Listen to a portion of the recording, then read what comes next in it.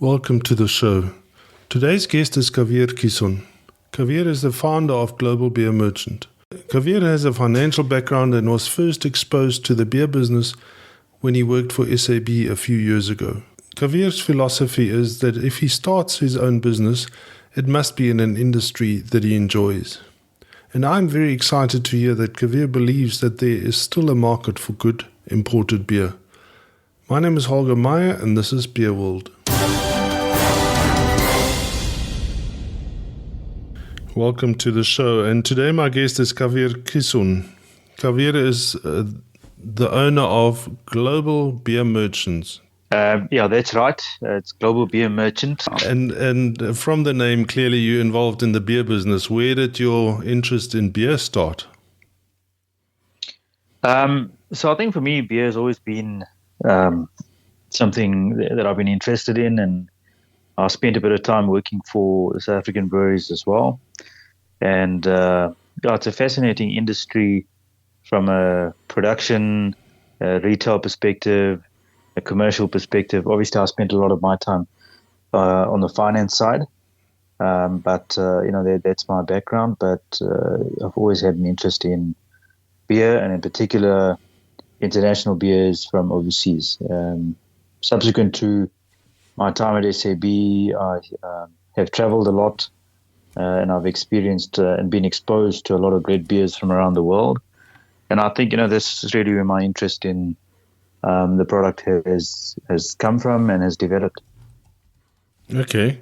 So you say you've got a finance background. That's not the typical guy that starts a beer importing business. No, it's not. I always felt that if I was going to do something of my own, it's going to be something that I'm quite passionate about and something that I really do enjoy. So that was always going to be the driver for me to kick off something. It made sense for me to do it with Hofbrau. Having been to the Hofbrau house, having been to Oktoberfest, it's a product that I've always enjoyed, and I felt for me it was one of the best beers that I've drank. So all of it made sense. Yeah. When did you first come across this brand, or when did you first decide to get involved with this brand? So I went to Oktoberfest in 2008. So I just been married earlier in the year, so it was almost like a second honeymoon for. Did you take your wife along? We did. Yes. Okay. Yeah, absolutely. So we did I think like many young South Africans were fortunate enough to do that Kontiki tour, which is, it's a whirlwind tour of Europe, but at least we got to spend some time at Oktoberfest. And that's when I, for the first time, got to taste the brand. Prior to that, I'd known about it, read about it, seen it online. So knew about it, but the Oktoberfest was the first time I actually got to drink some of it. Yeah. And I just immediately fell in love with it. Now, being at the Hofbrau house as well was quite special. The way in which they serve the beer mug was just for me something completely different, unlike anything else you'd experience in South Africa. So that's where I saw it, and that's where for me I felt like that was an awesome experience, and that's when I would bring it back to South Africa. So for me, my first memories of German beer, I was a lighty and our neighbor came to visit. And as I explained earlier, all in the area I grew up, all the farmers were German descendants of German missionaries and artisans. And this guy went, so it was quite important for everybody to do at least once in their life, go back to Germany and do a tour. And this guy, what impressed me most was this guy came back with a coaster. And he told the story that they mark, just every time you order a beer, you just get a mark on your coaster. And I was fascinated. And I must have been 11 or 12 years old. But this just stuck in my memory. And the fact that then we went on to explain that every beer was served in a special glass. So if, branded with that brand, and that just fascinated me. And to this day, I'm fascinated by that. And I guess that's where my fascination with German beer started. I've also been to the Oktoberfest a few times, but if you're not lucky enough to be in Munich during Oktoberfest season, I think the Hofbrauhaus is really the same as going to the Oktoberfest. There's a Umpa band, there's lots of people, it's a big beer hall, and it's really a full-time Oktoberfest, isn't it? It is. It's quite a festive setting to be there. You're right. You've got all the festivities of the Oktoberfest at the Hofbrauhaus. You've got the beautiful looking girls, and you've got the pretzels at the size of your face, and obviously great beer.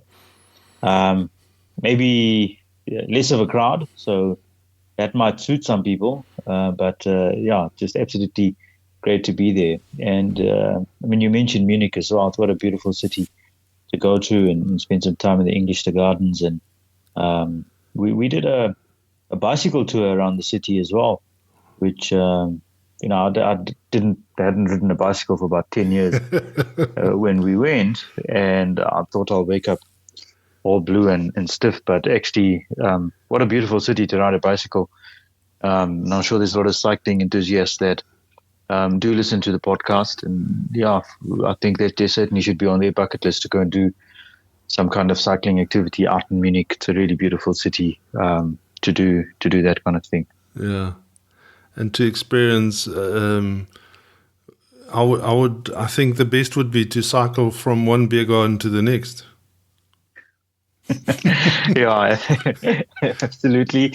You'll work it off, and you should be able to spend a couple of hours out, seeing the city. But such a historic city as well, and so many landmarks to go and spend some time and catch some sun as well. Go in the summer, obviously, and lots of good beer to drink. Yeah, and the Hofbrauhaus it's owned by the state, and it's obviously a big source of revenue for the state. Was it difficult to negotiate the rights to import the beer to South Africa? I think it was interesting discussion. I contacted the guys, and we had to do quite a few business plans and some detailed presentations to really convince them. I know for a fact they were considering tenders or proposals from other suppliers as well at the time. So for us it was really a big coup for us to get this deal, and I think we've built our relationships with the representatives of the Hofbrauhaus quite a bit. We worked a lot on building those relationships with the brand, and it's something that we continue to work on. And obviously, the interest is for us to continue servicing lovers of the beer in South Africa and keep bringing down the product and maybe one or two of their specialty brews over the course of the year. That's important. But I think, just back to your question, was a bit of a challenge, and we're just glad to have gotten a deal, and may it keep going from strength to strength. Yeah, correct me if I'm wrong, but to me it looks like their typical business model is that they set up these Hofbrauhauses across the world in, I guess, touristy areas, and I'm very grateful to say that some of my friends, when they travel overseas, they come back with a T-shirt from the States or wherever. Hofbrauhaus, I can't remember, the one was from some ski resort, and I've still kept that as a prized possession. Is that their typical business strategy, or do they export to a lot of countries? From our discussions with Germany, so they do have a hybrid model. Okay. They've got obviously a number of Hofbrauhauses around Europe, quite a few in the States, and a few in Asia. But they are present in 53 countries around the world. Okay. So obviously a lot more distributors than actual Hofbrauhaus countries. Yeah, and I guess it's too expensive, or can we expect a Hofbrauhaus in Joburg? I think when the time is right, possibly we would look to do it. I mean, we've already spoken about it, myself and my fellow investors, and we've spoken to Germany about it. I think when the time is right, we need to see the brand grow a bit more. And obviously it's about location as well. And so the right location comes up. It could be Johannesburg, it could be Cape Town, it could be Pretoria. I think sometimes investors forget about Pretoria, but the guys out there really do love their craft beer, and they love imported beer as well. You could put it right next to the German school. That might not be a bad idea, but I'm not sure we'll get all the approvals to do it.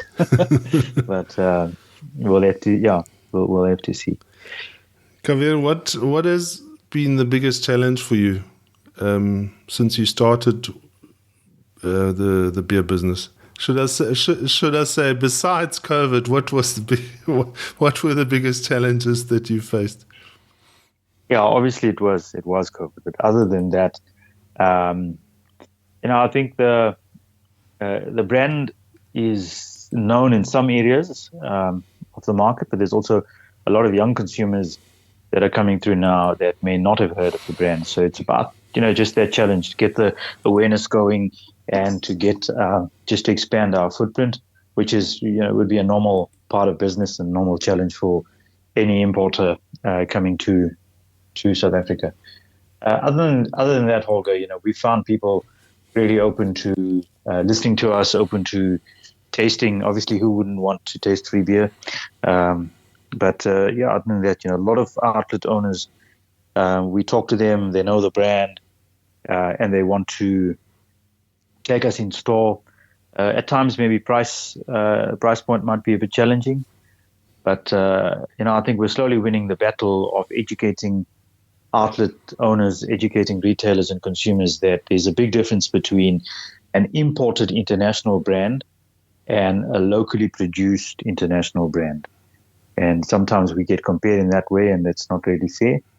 But I think people are starting to realize that it's a big difference in the quality as well. Yeah.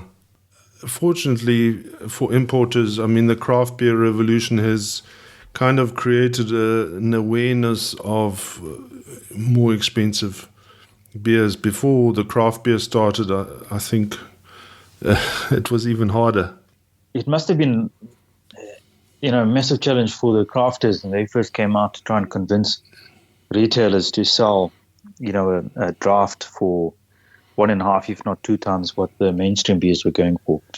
But I think they did such a great job at creating this awareness around a true premium draft beer, and they created this concept of craft beer. They did it so well that it really did take off. The other thing that I want to just point out, and I think why I'm so impressed with how our crafters have been so successful is in promoting different styles of beer. Yeah. And for a long time, our local manufacturers were producing lager, maybe 1 or 2 other styles of beer, and maybe 1 or 2 seasonal things. But the crafters really brought things like Weiss beer and IPAs to the market in a far more, I would say, in a far more appealing manner for consumers. And they did a great job at it, and they brought some good products out there. And that's opened it up for some of the international brands to come through with different styles of beer. Yeah, you're right. When before I did the beer book, it was everything was a lager, and it was just, I remember doing Drink Your Way Around the World, and it was drinking a lager from 10 or 20 different countries in the world. Rather than today, it's all about drinking different styles. And I think that's something my aim with the beer book was to educate people about drinking different styles, and also drinking from different glasses, because that is obviously a fascination of mine. And you've got these beautiful glasses that you bring in. Tell us a little bit about your glassware. You're absolutely right. It's different glassware, and they're shaped differently, and they're very deliberate about it. If you look at our lager glass, it's a broad neck, and it's a nice beer mug. So that just allows you to pour the beer quite easily. You get a nice head on it, and it retains the gas in the head in that manner.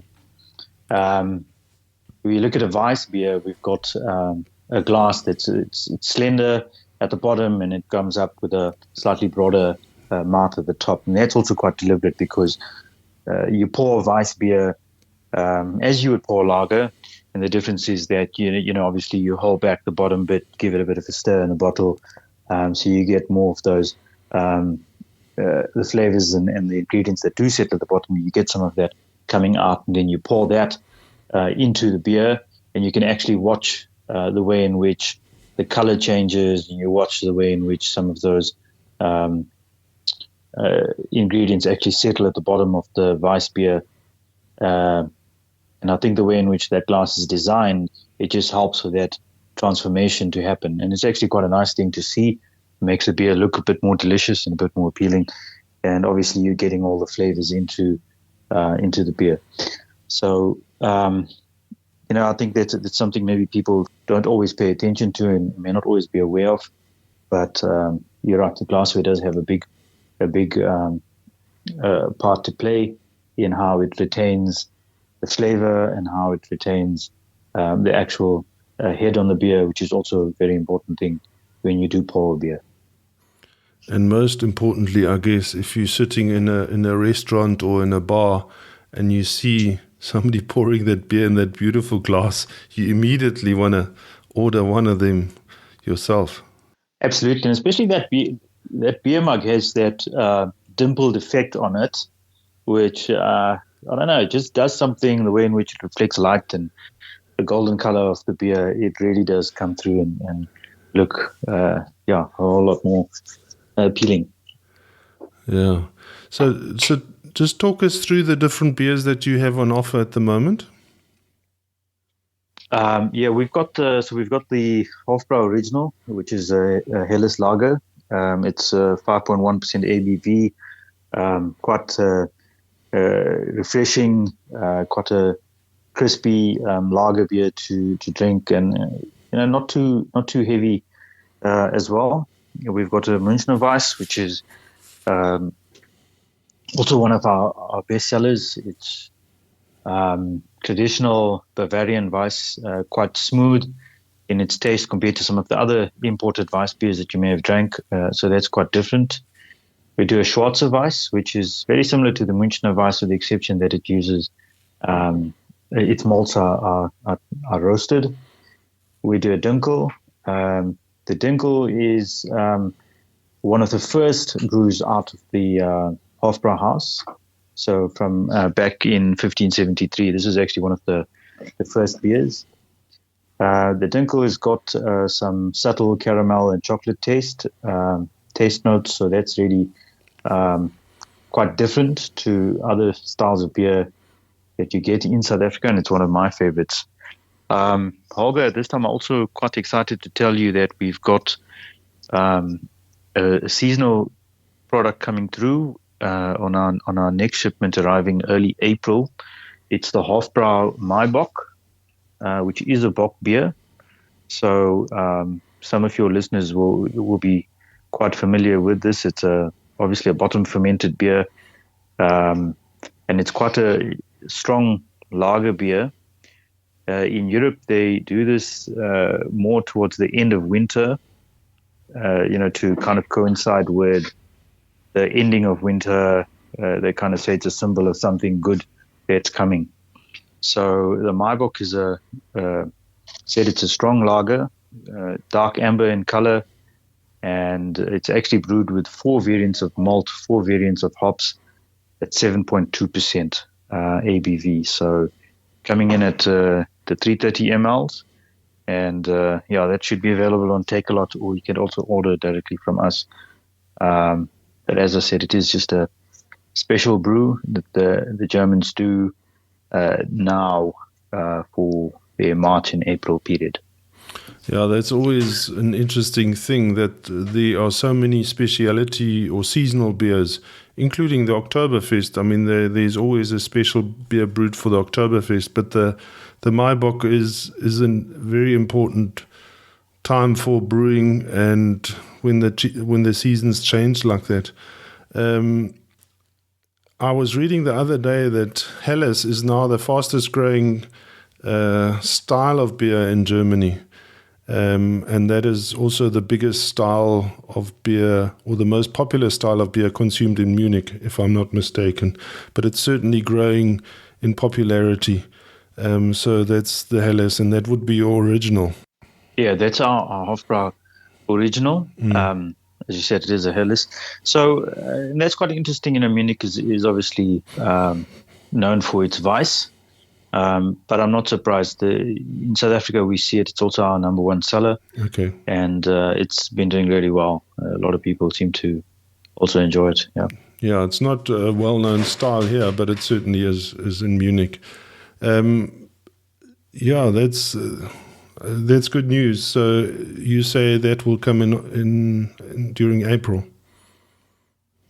Yeah. So we've got that around the 4th of April expected in to come through, and it should be available for consumers if they want to try something quite different, quite seasonal. And it's just, you don't get a lot of Bock beer around in the bottle stores, or certainly something interesting for people to look out for. Yeah. And as we speak, I think the big multinational companies that control the South African beer market are rationalizing their price lists and cutting out whatever Bock beer there was still available in South Africa might be gone.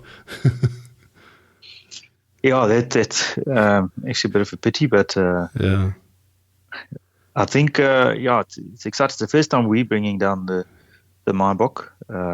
Obviously, we didn't want to do too much in the first 2 years of our contract, and obviously with lockdown as well, it was a bit difficult to judge. But it's nice to get some of this down here. And is draft beer a possibility, or is it just a different business? So we are definitely looking at bringing down draft. We've got quite a few on-premise outlets that are doing good volume. So that's, the first trigger point for us to ensure that we do supply outlets with draft. They're going to be able to sell out in the right amount of time, so that consumers can be continuously served with fresh beer. We don't want outlets keeping kegs open for 2 or 3 weeks and serving poor product to consumers. So I think, as I said, we've got a few outlets that are serving at the right volume, and it's something that we are looking at doing. Holger, in our plans at this stage, we think it's going to be around September 2022 launch, so going into the summer by the end of this year. Now the dangerous question. Where is the best place to drink these beers? For me, there's nothing better than having a good Weiss beer in a German restaurant. So have you got a lot of support from the German restaurants? We've got a lot of support, actually, and they've been fantastic from the time that we started. As I said, a lot of the guys identify the beer, and they've been really good to take us on board. We've worked with a lot of the retailers. Olga, I must admit that the guys are quite smart about what they do. They're very specific about which styles of our beer they want, and which styles of the other German brands they want. And they're quite clever in how they build how they curate their craft beer offering. So, it's worked for us, and I think they've done it in a manner where they can accommodate everyone. Okay. Just to answer your question, so we had to drink Hofbrau down in KZN, and so we are stocked at Siggy's down in Salt Rock. I'm sure you are familiar with that one. And we're looking out for new outlets to grow the brand down there, but that's still been new. If you're familiar, you're going down to the Western Cape, the Thirsty Scarecrow out in Stellenbosch. That's a fantastic beer pub to go out and support our brand, but also to support the craft beer market in general. And then up here in Gauteng, we've got quite a few stockists. Obviously, we started out here. The German out in Broadacres and Fourways, Schwaben out in the Bedfordview side, African Swiss. If you're heading out to McCullisburg, we've also got the Van Galen Cheese Farm and the Berliner Butchery. They also do stock and sell for off-premise consumption. Bottle stores, Holger, we're in Macro, in quite a few Tops outlets, the Norman Goodfellas. So, it's great to go out there and you can grab yourself a beer if you want to drink on premise, or take it and maybe have a couple of pints at the braai at home. Okay, Kavir, where's the best place for people to follow you on social media? So social media, definitely. We've just relaunched our Facebook and Instagram pages. So you can get us globalbeermerchant.co.za. You can also leave us a message to check us out online. We've relaunched our website, www.gbmafrica.co.za. So all of those platforms, we've done a lot of work just to look at our content and try and get the right messages across to consumers. And as I said, we've relaunched those. We'll be driving a lot more awareness about outlets and retailers, just to give them a bit of a push as well. So, watch out for a lot of content coming through, especially on social media. Kavir, thank you for joining us today and for growing the choice in South Africa, the choice for the beer drinker. Yeah, great stuff. And that's what we're about. And as Global Beer Merchant, we want to bring great international brands to South Africa. And for us, this is the start, and hopefully we're going to bring a lot more for consumers to enjoy.